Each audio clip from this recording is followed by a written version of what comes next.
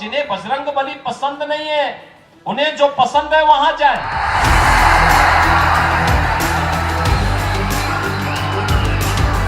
महाराष्ट्र में चुनाव प्रचार पीक लेवल पर है और खबर आ रही है कि महायुति में घमासान मच गया है। बीजेपी के सहयोगी पार्टी ने योगी आदित्यनाथ के नारे के खिलाफ मोर्चा खोल दिया है, इस प्रकार की खबरें आ रही हैं। तो क्या अजीत पवार की एनसीपी महायुति से अलग हो रही है?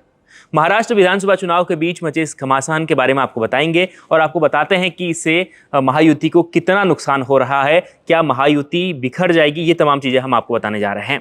तो बीजेपी के सबसे हार्डकोर हिंदू नेता योगी आदित्यनाथ ने हरियाणा चुनाव में नारा दिया था, बटेंगे तो कटेंगे। हरियाणा में इसका बीजेपी को खूब फायदा भी हुआ, लेकिन महाराष्ट्र में इसी नारे के साथ बीजेपी उतरी, लेकिन यहाँ महाराष्ट्र में बीजेपी को और महायुति को ये नारा नुकसान दे सकता है, उनके लिए सरदर्द बन गया है।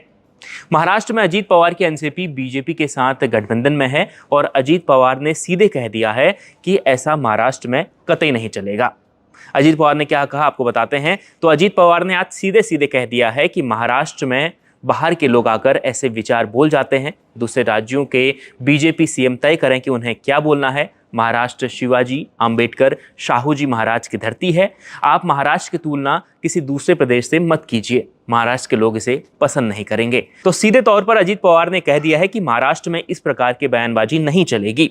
इसके बाद जैसे ये मुद्दा पब्लिक हुआ तो कांग्रेस और महाविकास अघाड़ी ने इस मुद्दे को भुनाने में कोई भी कसर नहीं छोड़ी। कांग्रेस ने सीधे सीधे आज सुबह अपने सोशल मीडिया प्लेटफॉर्म पर इसे लेकर एक बयान साझा किया। कांग्रेस ने कहा, अजीत पवार भाजपा को अपनी सीमा में रहने की नसीहत दे रहे हैं। अजीत पवार को लग गया है कि महाराष्ट्र में महाविकास अघाड़ी की सरकार सत्ता में आने वाली है, इसलिए वो ऐसा बोल रहे हैं। आपको बता दें कि महाराष्ट्र में बीजेपी 148 सीटों पर चुनाव लड़ रही है, शिंदे की शिवसेना 85 सीटों पर चुनाव लड़ रही है और अजीत पवार की एनसीपी 51 सीटों पर चुनाव लड़ रही है। बीजेपी के स्टार प्रचारकों ने महाराष्ट्र में पूरी ताकत झोंक दी है।